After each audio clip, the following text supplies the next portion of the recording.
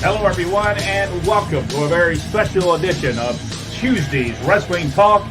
And I'm here on Pro Wrestling Inside and Out, and we will be talking about Jim Harris, Kamala The Ugandan Giant, which most people will know him as.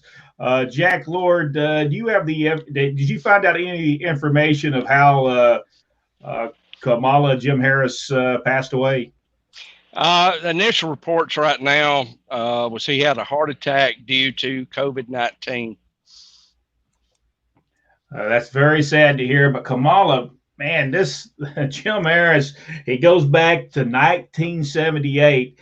I was watching a video on him, and he said the person who got him started in professional wrestling was Bobo Brazil. Yep. Yeah, Bobo. Bobo Brazil got him started in wrestling. He wanted to be a truck driver, and but he said he really couldn't make any money or couldn't find a job to be a truck driver. So he ended up going with Bobo Brazil, and he would help put up the rings, and then he would watch the Sheik and Bobo Brazil wrestle each other. And he said, he couldn't find a job, and they said, you know what? I think I'll just become a wrestler. And boy, did he have the size to be a professional wrestler. There ain't no doubt. The world has lost a lot of great wrestlers in the last 10 years, I would say. And just in this year alone, we've lost so many. But Kamala, the Ugandan Giant, Jim Harris, something else that I noticed when he first started wrestling in 1978, I seen some of his first matches. He wrestled as Sugar Bear Harris. And let me see if I can find some pictures of Sugar Bear Harris right there. Wow. There's a picture of Sugar Bear Harris. I'll find a couple of more pictures. Here he is, being managed by Percy Pringle. Now, what's the guy's name over here on the other? Is that Oki Shakina? Is that who that is? The other guy? Does anybody know? Possibly. I can't. I remember the face, but I can't think of the name. But here he is, Sugar Bear Harris. Percy Pringle was his manager. And let me see. I think I got another couple of pictures of when he was. Here he is, right there. Look at that smile. Look at that smile on Jim Harris, Sugar Bear Harris. On a side note, Sugar Bear was a nickname he gave himself when he was a kid. Yeah, that's what he said. He said when he thought, well, I'll just use that name when I become a professional wrestler. And here he is one more time, Sugar Bear, James Harris. And when he was one huge man. I will tell you that one of the matches I found in 1978 that he had, it was Sugar Bear Harris and Johnny Mantell. They teamed together to go against Michael Hayes and Oka Shakina. That is an incredible to think about the matches that they had. Now, he turned heel now at this point he was working for the Culkins. Was that Gil or is that the son? You remember, Rodney? I do not. Well, he turns heel and he now goes from Sugar Bear to Ugly Bear Harris. And he actually, at the time, he teams with Don Fargo a lot during this point in time. And then he turns back babyface and becomes Sugar Bear Harris. And then for a very short time, he goes to Chattanooga, Tennessee, and he wrestles 3 shows for Nick Gulas. And he wrestles against Nick Adams. And anybody knows who Nick Adams is. Nick Adams is the one that had the wrestling bear. And so I don't guess he had the opportunity. I guess Nick was on the show. And so the bear was probably on the show. And he wrestled on it as well because Nick, being the cheapskate, he didn't want to pay the bear and Nick Adams, and Nick Adams not wrestled. So he goes against them. And then in 1979, he went to Dallas, Houston, and Kansas City. He just kept on going all over the place, different territories during this time.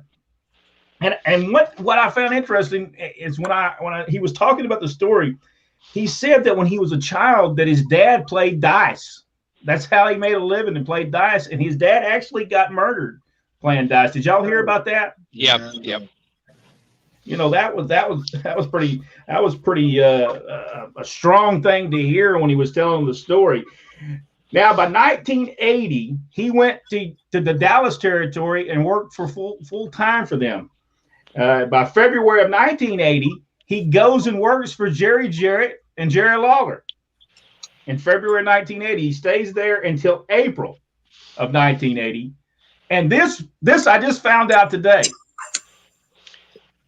I did not know that he worked for Georgia Championship Wrestling, Southeastern Championship Wrestling. Now, Rodney, did you know that he worked there? No, I did not. We were there. We was going to the shows, but I do not remember him being there. Period. So, but I'll tell you what we're going to do. We will. Is there anything I'm missing, Jack or Rodney, before we go to February 1980? No, we'll just touch on the fact that he did go before that time period. He was in England, I think you said, for about a year, which is a pretty big accomplishment for any American wrestler to go over. Yeah. He was actually called the Mississippi Mauler at that time. But now that was after 1980. That was the most of 1981. He was there as the Mississippi Mauler. And I got a photograph I've got to put together. But before we do that, we've got a lot of people come on. Let's see what they've got to say. And all right, Kevin Tubbs. I saw him at a show in Atlanta against the Barbarian. He chopped him senseless and then splashed him for the win. Rest in peace, Kamala. Daryl Glass, thank you so much for being a part of the show. We're looking at Kamala, the Ugandan Giant, Jim Harris, and we're looking back at his career. James William Lawrence III, thank you so much for being a part of it as well. We've got Darius, he's from Columbus, Ohio. Michelle from Birmingham, Alabama. And Dr. Philbo Grass, I am ready for another class in wrestlenology. Well, we'll give you a little bit. We'll give you a little bit of that tonight, but we're gonna talk mostly about the Kamala and the things he did. Now, some parts we were there. We got to see him in action. So once we get to Mid-South Wrestling, we were there for a lot of the matches he had. Aaron Newland, rest in peace, Kamala. Jerry Stubbs is on with us, worked against him over 100 times. Hell of a man. And what he has been through, he is one heck of a guy. There's no doubt about that, Jerry. And thank you so much for coming on here and talking about Kamala. Aaron, let's see, Les Martin, one of the few to body slam Andre the Giant. I saw that clip today. Now, do you have what? This will be a little bit out of the sequence of stuff, but did you hear the story that he told about Andre the Giant? Yeah, I heard part of one. Yeah, where he didn't really like Andre.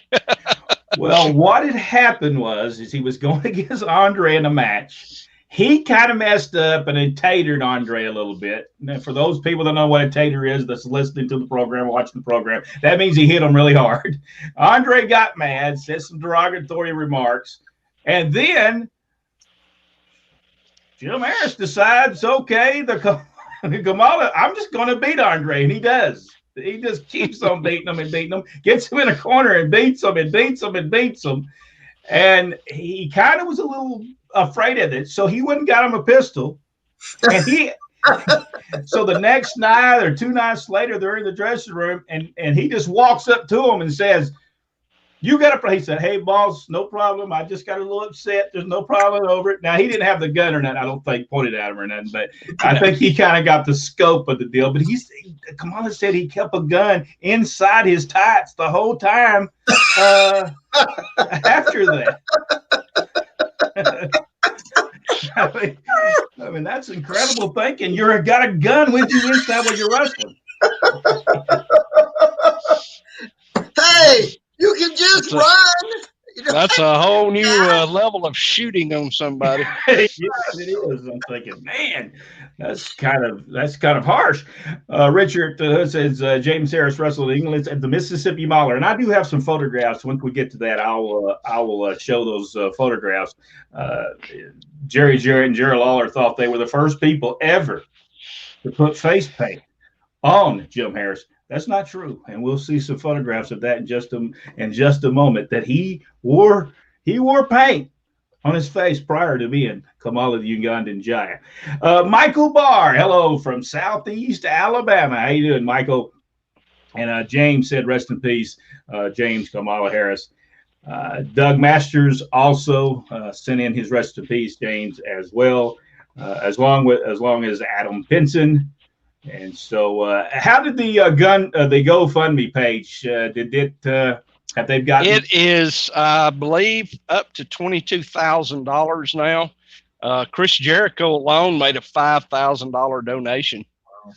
Is it still available for people to? Still available.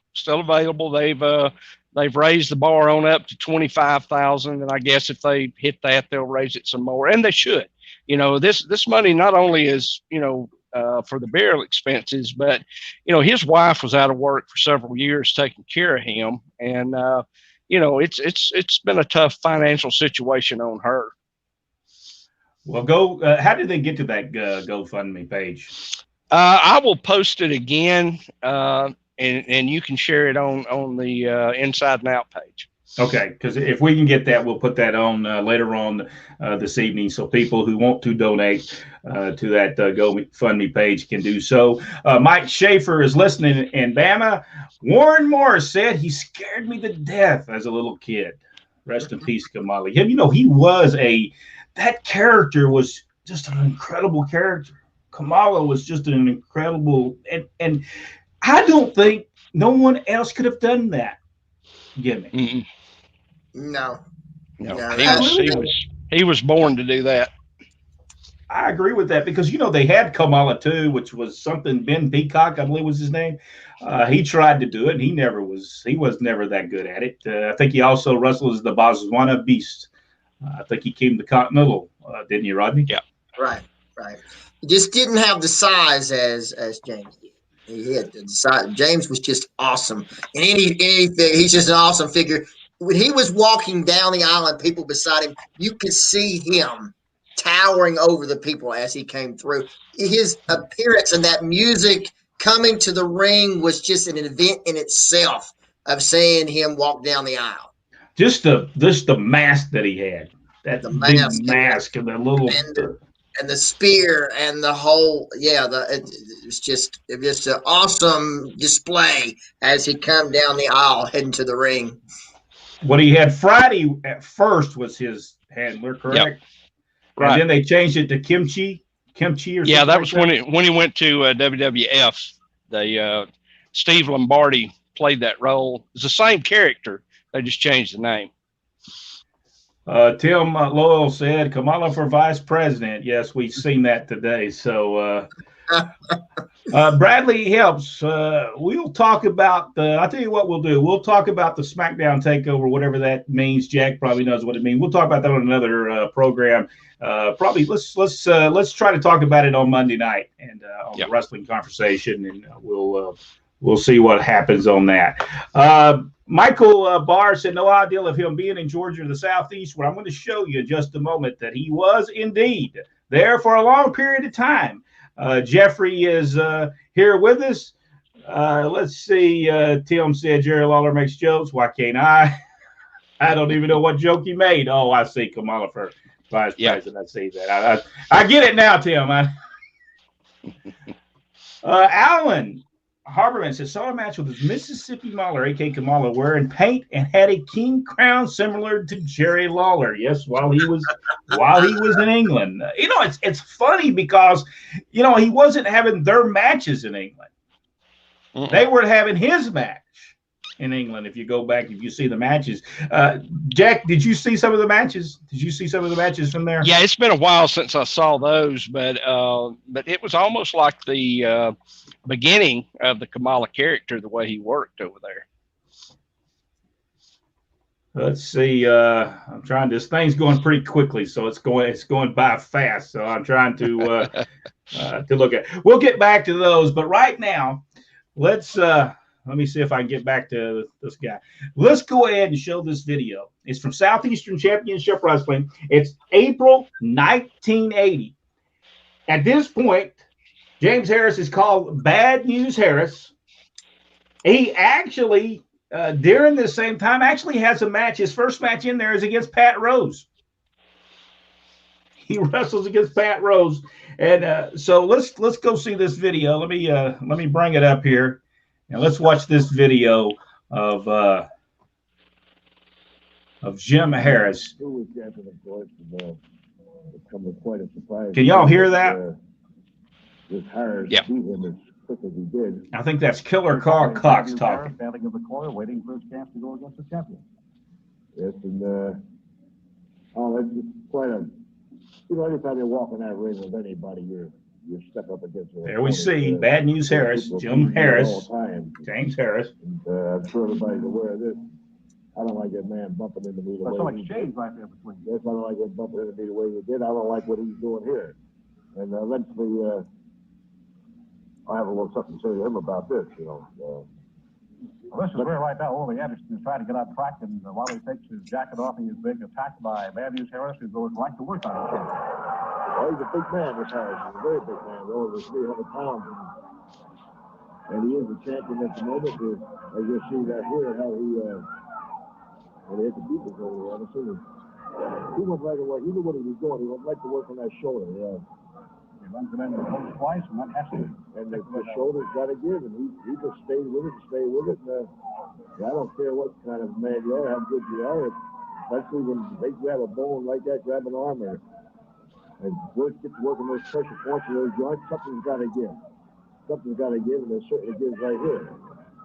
And from what I understand, that Ole Anderson is going to be out for a while. And here he's got 300 pounds to lay down that man's shoulder right like that. I don't care what kind of shape you're in or who you are. Well, this is where he sits on the back of Ole Anderson.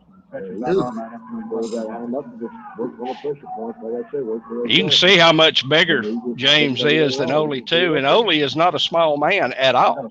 No.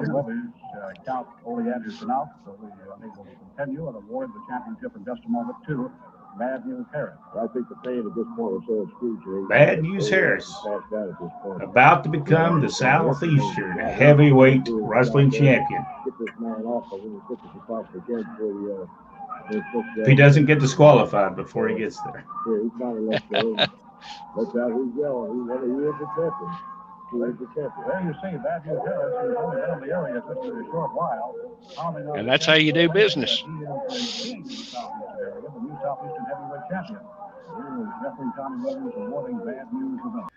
But yeah, I just wanted to show that match of him.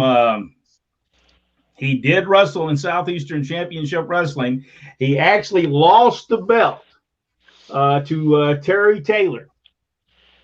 He lost the belt to Terry Taylor about a month later. But while he was there, he goes against Killer Cox. He goes against Ron Fuller, Lars Anderson, Randy Colley, which at the time was most people might know him as the Moondog, but he was wrestling as Randy the Mountaineer.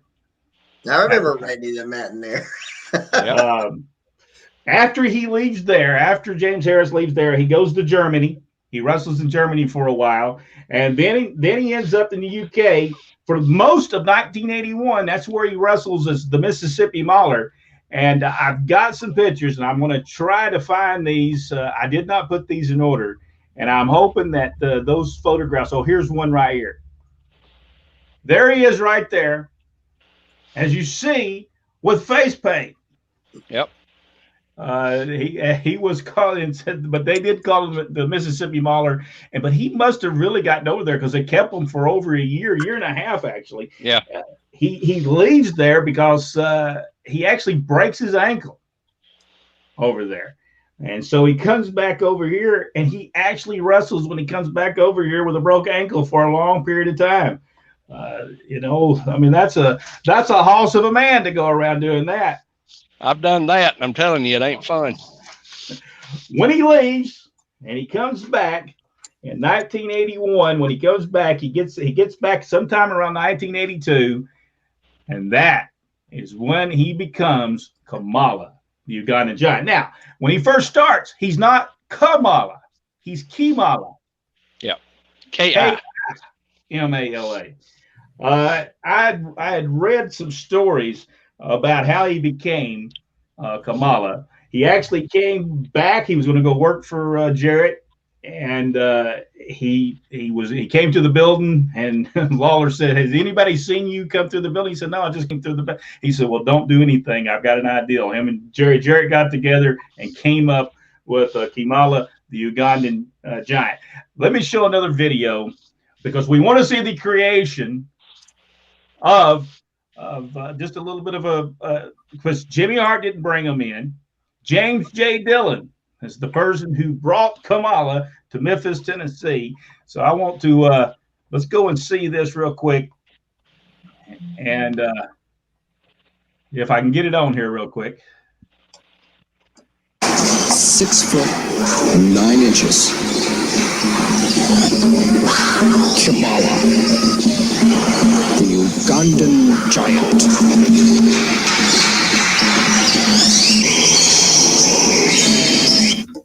You know, Jerry Lawler, in a matter of just 1 week, Kamala, the Ugandan Giant, has already become the talk of the entire wrestling world.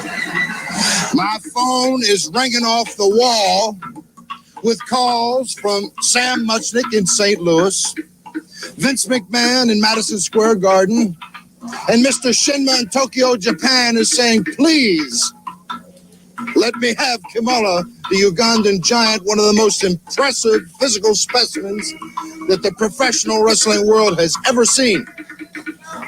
But Jerry Lawler, I got good news for you. Kamala's not going anywhere. He's staying right here for the big return match for the Southern Heavyweight title. That is how he was introduced to the people of Memphis, Tennessee, and no better person to bring them in than James J. Dillon. Don't y'all agree? Yep, all that was filmed on Jerry Jarrett's farm, and with just a little bit of dry ice added in for the smoke effect. Incredible. You know, for whatever reason, I believe that same video was shown in Atlanta on TBS. I'm almost certain that it was. That's where I saw it. And with James J. Dillon, but he was talking about somebody else. But it was Dillon also, and I was under the impression one time he was involved with Sonny King, but I may be wrong about it. He actually did come to Georgia in 1982. He came to Georgia in 1982, and he actually went against Tom Pritchard. He went against Tom Pritchard in the Omni. He went against Tom Pritchard in Chattanooga, Tennessee. And then I don't know I can't remember who he said they wrestled on TV, but he came to TV and he actually wrestled 3 times in Georgia. And then I remember him at the Omni. I remember him being at the Omni. I sure do. You know, but I don't understand. He could have drew a lot of money in Georgia. You know, and a lot of times, though, a lot of people would come through Georgia, but there wasn't for Atlanta. They were getting ready to go somewhere else. So they would give them national attention on TBS. Well, when Kamala gets to Memphis, guess who his first opponent is going to be? The man that he talked about. The first match that Kamala has with Jerry Lawler, Jerry Lawler wins the match by disqualification. So the match that James J. Dillon is talking about is a return match, and it's between Kamala on June 6, 1982. Kamala beat Jerry Lawler to become the Southern Heavyweight Champion. There they are. One of the matches that they had during this time. Then Kamala would go through everybody. Steve Kern, Stan Lane, Terry Taylor, Bill Dundee. He would beat them all. Everybody would get beat. He was there for several months.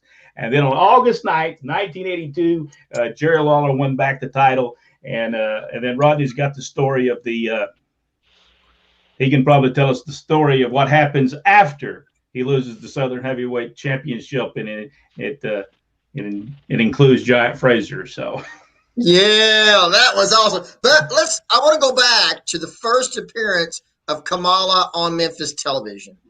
Lance Russell and Dave Brown, doing what they do best, helped get this man over.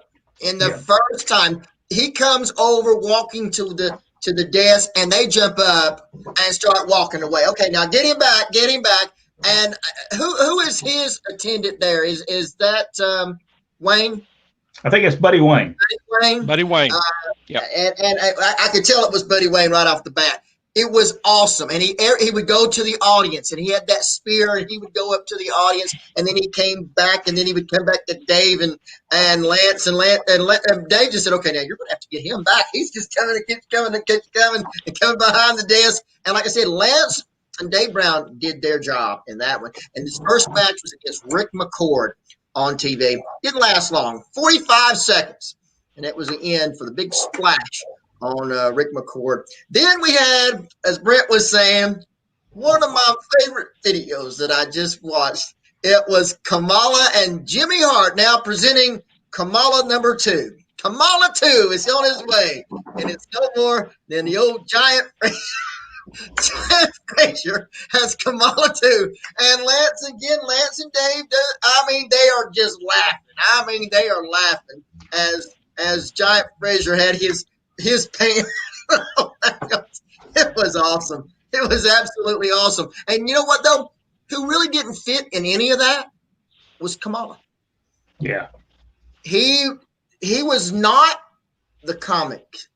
He was not. He was still and really acted like he didn't really know what was going on, and which was beautiful. It was absolutely beautiful. I could see him eventually just ripping through everybody.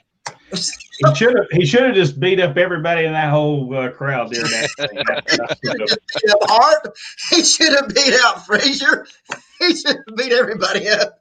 He should have even left the announcers laying. Somebody had to go out there and Dave and Lance jumping and running up the street. It would be beautiful.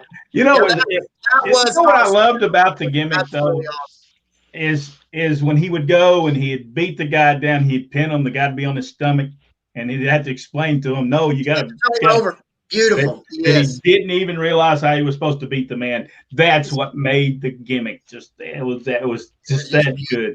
Attention to detail. But there he was called Kamala. I don't know why they changed his name to Kamala eventually. Does anybody know why they put the A in there instead of the I? I would assume that after so many times of it being misspelled, they just went with it. Just went with Kamala because I know it changed while he was there, while he was in Memphis. So I didn't know why it changed while he was there. After that, he would leave there and he would go to the Championship Wrestling from Florida for just a couple of trips, and then he's off to Mid-South Wrestling, where he gets into a feud at the beginning with the Junkyard Dog, and I believe, if I'm not mistaken, because Junkyard Dog loses a match. Does he lose a match because of Ted DiBiase? And then he comes back as Stagger Lee, or was this during the time that Ted DiBiase turned on Junkyard Dog? I don't recall Kamala being there while the turn was there, but I did see the matches or the beginning, the build-up between Kamala and the Junkyard Dog, because they're talking about that's the reason Kamala's there, for the number one guy, the top guy, the Junkyard Dog. Well, he becomes Stagger Lee. Junkyard Dog becomes Stagger Lee. Here's a picture of one of their photographs of one of their matches that they had. And I believe this might have been somewhere in it could have been in New Orleans, but that does not look like New Orleans ring that they would have used. But can you imagine you come right into territory against the number one guy? Well, think about just how big and how impressive he is. And I saw the match on TV. He was awesome in that match. And to put him against Junkyard Dog right off the bat, yeah, I would say the people were really into it, because even at that time, he really shocked that crowd at the Irish Boys Club when he came out. He really did. All right, am I missing anything? Are we missing anything? What now? Remember, we're only giving you the little bit of highlights of Kamala's career. We're going to go back. We will eventually go back and start from the beginning and tell about a bunch of his matches. But we're missing something for actual this episode, Jack. Yeah, I'll throw in this tidbit. Frank Frazetta is one of the premier fantasy artists in the world, and that is Kamala got his face paint idea from one of Frank's famous paintings. Wow. I believe it was a painting he did of Tarzan, fighting some folks, and that's just a little bit I picked up today that I didn't know that I really like, because I'm a huge Frank Frazetta fan. He had some great feuds, I believe, while he was there. Jerry Stubbs talked about, I believe that was the time he had hundreds of matches with him, would be right after the matches that he would have with the Junkyard Dog. Let's get through some more. The insiders have sent us some information, so let's get back to that before we move on. While I'm looking through that, make sure I know where Rodney. Is there anything that we need to talk about him just briefly about his career up to this point, getting to Mid-South Wrestling? Well, I think Mid-South is really where he came into his own. I think the other places were just warm-ups to where he really hits his stride once he gets there. And I think becomes, instead of a special attraction, becomes the main event, the main reason people come. And I think that's with the development of Bill Watts. That's what Bill Watts does. He sees and he perfects people as they come in, their abilities. And I think he was able to produce just a fantastic superstar. I mean, in the realm of the same as a Junkyard Dog, and as an equal to that, the balance between the two. And you're talking about a person equal in size with the Junkyard Dog, and that unpredictable ability. That here's comes as Lawler said, what they were looking for is to create a monster. That's what they were needing in Memphis. Well, they had it. They had it in this one, and a talented person. When they finally knock him off his feet, anytime in any match, the crowd goes wild. I mean, the crowd goes wild, and that's in any match. And that's just the way he was able to work the match. That's talent. That is talent. That is years and years of experience, and it pays off in every one of these matches. Do you think them putting Skandar Akbar with them in Mid-South also added something to him there? It gave him direction for sure. He needed direction. He needed a person that would say, okay, this is the person you're going after. And they had the second there, which was just, I guess, the interpreter. But he really needed a person that was directing him. Okay, this is your first person. This is your goal against the Junkyard Dog or against Mr. Olympia. So it was important for Akbar to be a part of that for sure. And I think at that time his Friday was Frank Dalton at the time. I remember Frank Dalton, yes. Which went way back into professional wrestling history. So he was. Now, I'll notice something about the nose ring. He never let the second ever remove the nose ring, even though I guess it was stuck in there good to give it a good yank. It was, but yeah, that guy. His second, I remember in Mid-South, he reached to grab a hold of that, and he was like, just get out of the way. All right, let's pick up some more people. I think I know where we were at the end of this. Well, I lost my place again. I'll just pick up right there. Is it a Kamala wrestling figure the most collectible? Well, if it is, he said he never got paid for them. No. So if that is the truth, then WWF never paid him the money he deserved for those. I mean, that's what he said. So if it's the most collectible, somebody needs to be giving somebody some moolah, no doubt. Let's see. Tim said he was from Jamestown, New York, and we'll overlook your joking. We'll overlook that on this program. Will Pritchard said Kamala worked on my promotion back in 2003. Great guy. Jack, we were talking before. No one ever says anything bad about James Harris. Nothing. I never heard, all my career, I never heard anybody say a bad word about him. Everybody liked him. Now, Retro Rob always has those one-liners. Retro said I liked Kamala because he had my body type. Me too now. Jeffrey said Kamala 2 was also Plowboy Frazier. Cue Jackie Fargo. Often imitated, never duplicate. I know, Pally. I know, Pally. Where was he? Sugar Bear Harris. He was Sugar Bear Harris for the Culkins. I don't know. Do we know what the name of that wrestling organization was? I don't know if I remember what it's called. I can't remember what it was called now. And then he actually wrestled in. I think after that he wrestled a little bit for CWA. I threw my notes down here on the floor, but we'll get. Let me just grab them down here. Just a minute, Retro Rob. I'm gonna go grab my notes down here. All right, here we go. I almost fell, so it almost made a.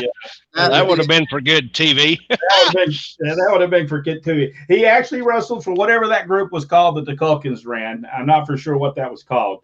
And somebody on here might know what the name is. He went to Chattanooga, Tennessee. He wrestled for Nick Googles for a couple of shows. He actually went to Kansas City and wrestled for a couple of shows. He went to Dallas and wrestled with Sugar Bear Harris. The CWA, he went to Memphis. He did actually wrestle as Sugar Bear Harris before he did the Kamala deal in 1980. Now, it was 2 years later.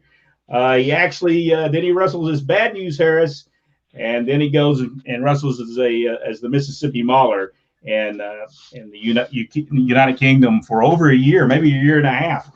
Stayed over there for a very long time. Doug Masters said our Akbar managed him also. We did talk about that. Tim said, no disrespect. We were just joking with you, Tim. I know, Tim. We were just joking. All right, I'm just trying to make sure, sometimes I'll hit things and it'll say something I don't want it to say. So I want to make sure. Stuart said, hello from, had a great, riveting, and humble video speech at the, I guess that's the CAC. Is that the Cauliflower Alley Club? Yeah. In 2019.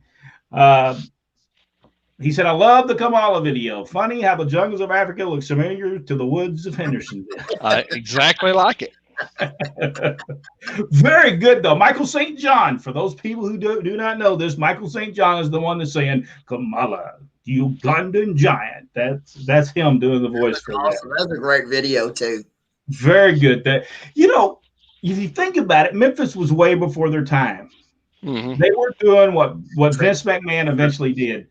They were way before their time, and they drew a lot of money. A lot of people don't give. There's some people that don't give Jerry Jarrett the respect that he deserves in the professional wrestling business, but he did a lot of things and really created a lot of personalities, and Kamala being one of those guys that he helped create with Jerry Lawler. So Larry Brock is on here. Good afternoon, Larry. Thank you so much for coming on. Lynn Gross is with us as well.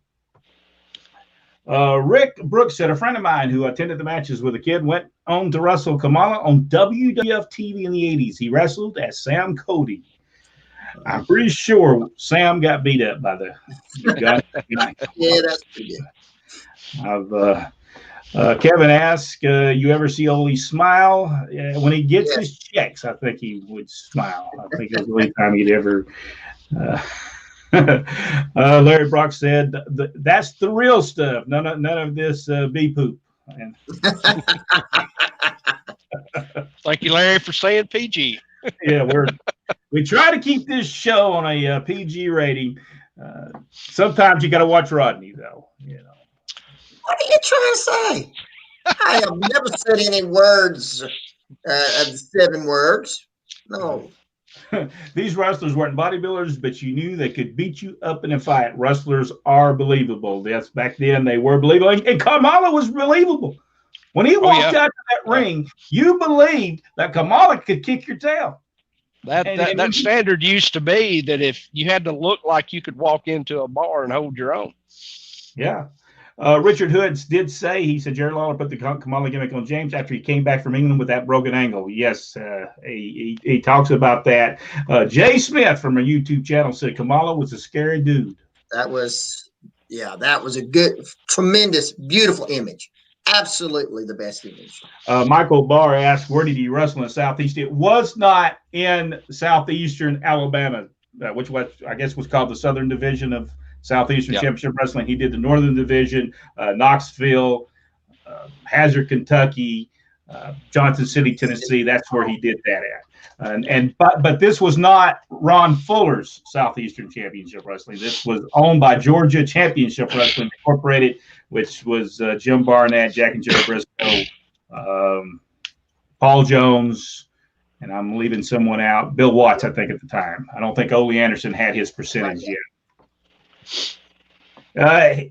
Jay Smith said, I've seen a lot of old cards where it was still called Kamala. Yeah, it goes back and forth. It just goes back and forth. Kevin said, yeah, I guess it's however they decided they wanted to spell it. Kevin said Jarrett's backyard. You know, at the time, I think Jarrett had like 100 acres in Hendersonville. So they had a lot of area over there to do that. Les Martin said, love that video. Thank you so much. I tried to got to be very careful using video because we'll get copyright claimed and on our YouTube side they just cut us completely off. So you have to be very careful not to show other stuff. Or I would show all kinds of videos of Kamala on here. Jay Smith, I heard that they filmed the vignette at Kamala behind. It's behind Jerry Jarrett's house. David Bass, great research and information. Thank you so much. Did Kamala ever wrestle Abdullah? Does anyone know, Jack? I never remember that match. Did not like Abdullah very much. I noticed though, in a lot of interviews that he said he kept a lot of people down in Japan. So I don't know. I don't know the truth of that is. Yeah, now he did go to Japan, so he may have wrestled him there. That may be where he's speaking from experience at. He said, interesting, Michael Barr, interesting that we find out this day as to who you wrestled. Richard Hood said something in Canada. Let's see.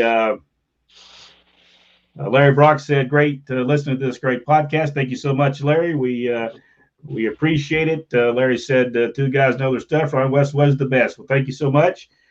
Kamala is a name of a city in Uganda. Yeah, I did. Jerry Lawler told that story on Steve Austin's podcast, and they talked about it, and he talked about it. He did pick that up as a name in Uganda. Rita is watching this right now. I'm trying to. He says James talked about how he was underpaid by Vince and how Abdullah kept him out of Japan. Yes, Richard, that is what I was listening to one today, and he did say that did happen. So, which is a horrible thing when you think about it. Wrestling with Wrestling said Andre the Giant was the only person I've ever had that had a problem with Kamala. I don't think he did have a problem with anyone else. Yeah, that problem was solved real quick. Yeah, I think when he found out that he had the Ugandan Giant on him, and he wasn't going to back down from him. I think he said, "Okay, now this guy means business." And I think Andre respected him after that because they never had any problems after that. So I think if he would have beat him up and he would have cowered, he would have always done that to him. But right. Jay Smith said, "I heard he carried a gun on him in his ties." I just can't believe that. Wow. He did that. He said it was Tri-State. Their company was that sounds right.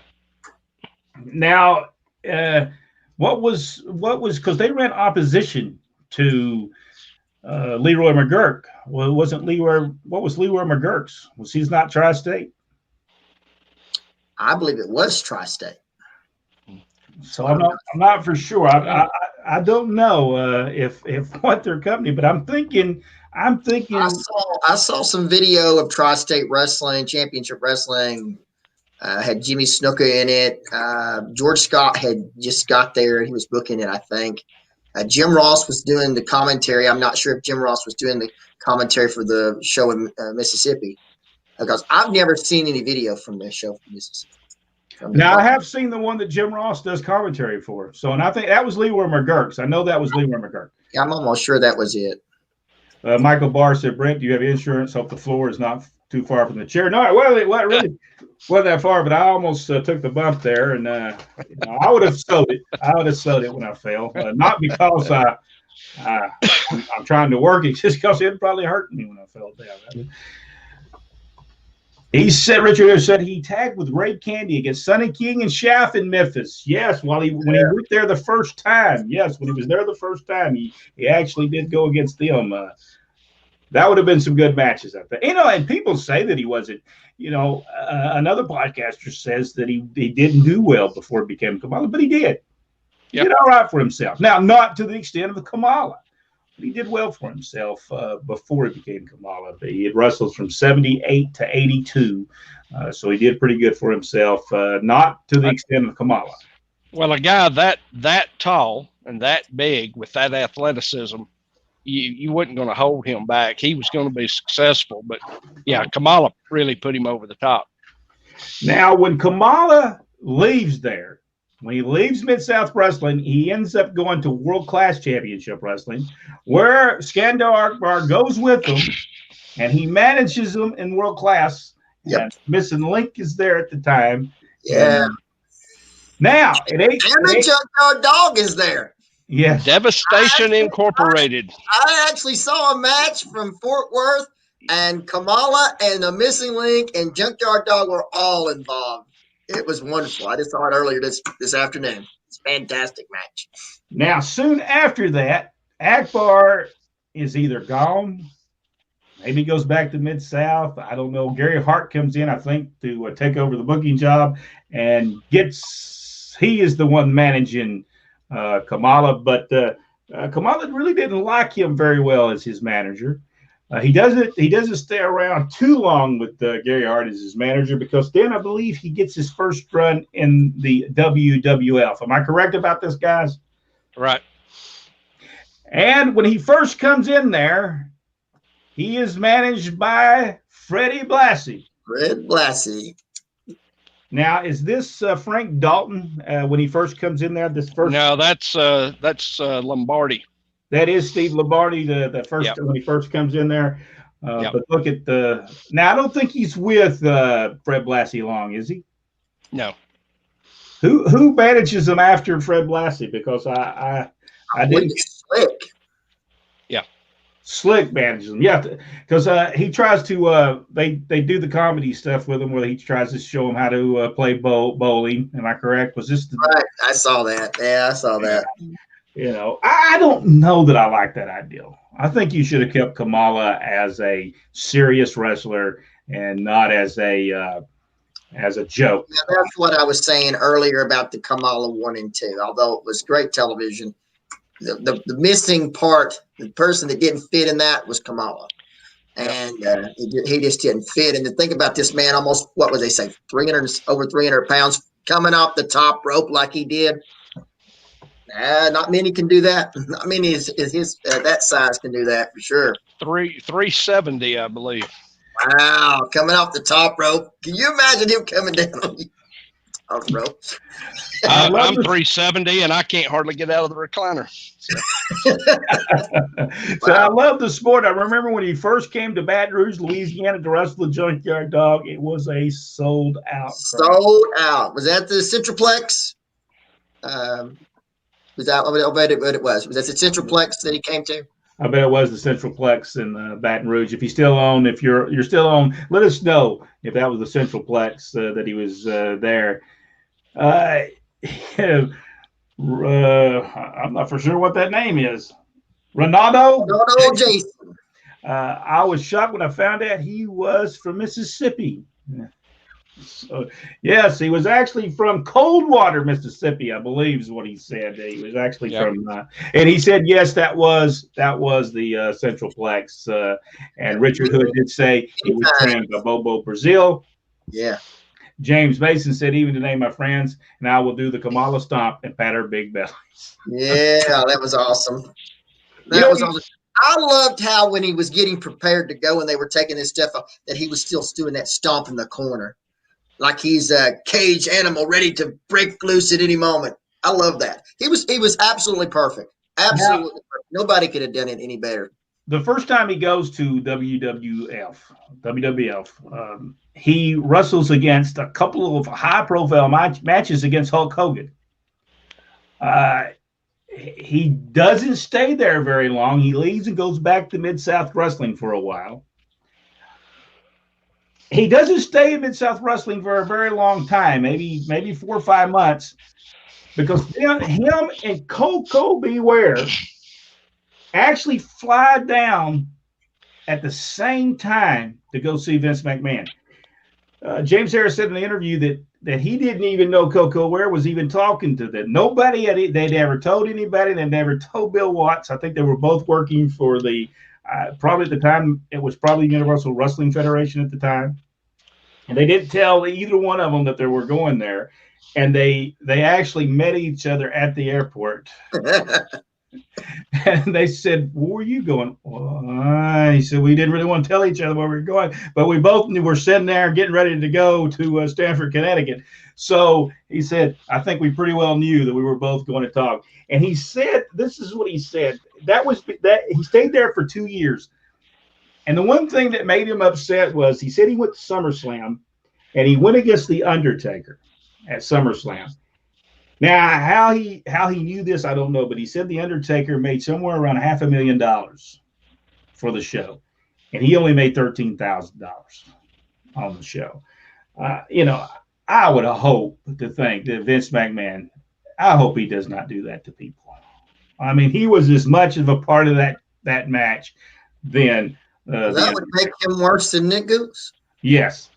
Yeah, I would put him, if he did that to Kamala, James Harris, then you know what, Vince McMahon, I will put you, Nick Goulas was there as the worst payoff man, but I'm going to write you down as the worst, and I'll send you a certificate in the mail and let you know that you are, without a doubt, the worst payoff person in wrestling. That's okay. Well,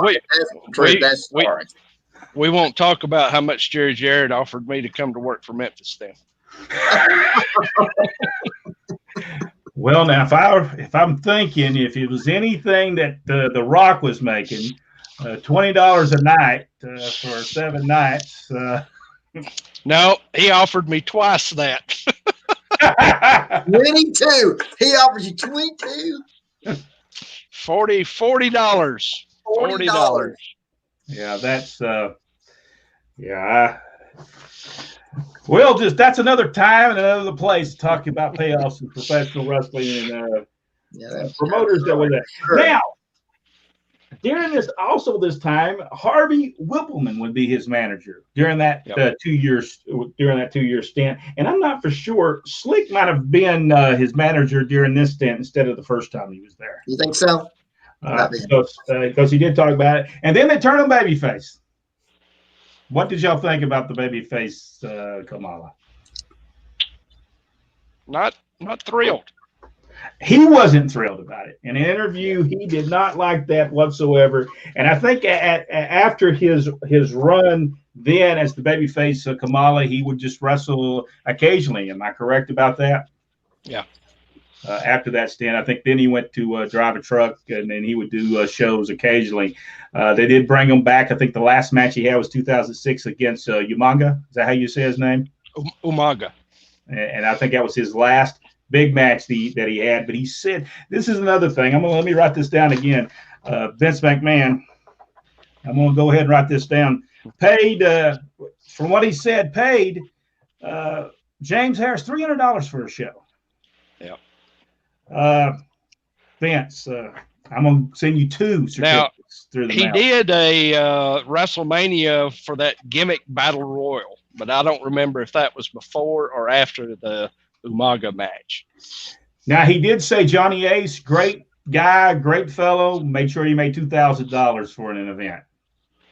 And so he made sure he was took care of. We have to say thank you so much, Johnny Ace, for taking care of a legend like Kamala the Ugandan Giant, while evidently Vince McMahon did not do so. Let's see. I'm trying to So, whoa, what did I just do to this thing? Did it all turn blue over there? Oh no, you're Nope. fine. We're It's good. all fine. All right, here we go. In world class, if I recall, Kamala was scared of the Von Erich claw. Well, Yes. that makes sense. Yeah, that makes sense. Richard Hood said James did not like Abdullah giving Ben Peacock the Kamala 2 name. And really, that was disrespectful to him. It really was. Mickey asked which promotions paid the most, which the least. Well, evidently, from what he said, WWF paid the least. That's the least amount of money he ever made in the wrestling business. The most he made was Mid-South Wrestling. He said he made between $3,500 to $4,000 a week. While he I believe that second run with WWF he left over money. Yeah, I don't think he got paid well at all during that time. And it's he drew a lot of money. He drew houses. Yep. So it makes no sense why he wasn't paid. I don't guess we'll ever understand that. I guess it's not for us to understand. But one day, and it may come soon for Vince McMahon, he may be getting, he may be losing all that money he never paid people. So maybe that'll be a good thing years to come. Guys, anything else we need to talk about before we go tonight about Kamala Ugandan Giant James Harris? I think we pretty well covered most of the stuff. We lost a great wrestler. We lost James Harris, a great man. There's not many people that can say anything bad about James Harris. He was, without a doubt, one of the greatest character wrestlers in professional wrestling history. And I think he will always be remembered. No one could have done the Kamala gimmick like James Harris did. James, we'll miss you. And we want to thank you so much for being a part of this show. And as we look back at James Harris, Kamala the Ugandan Giant, and we'll see you on the next episode. See you then.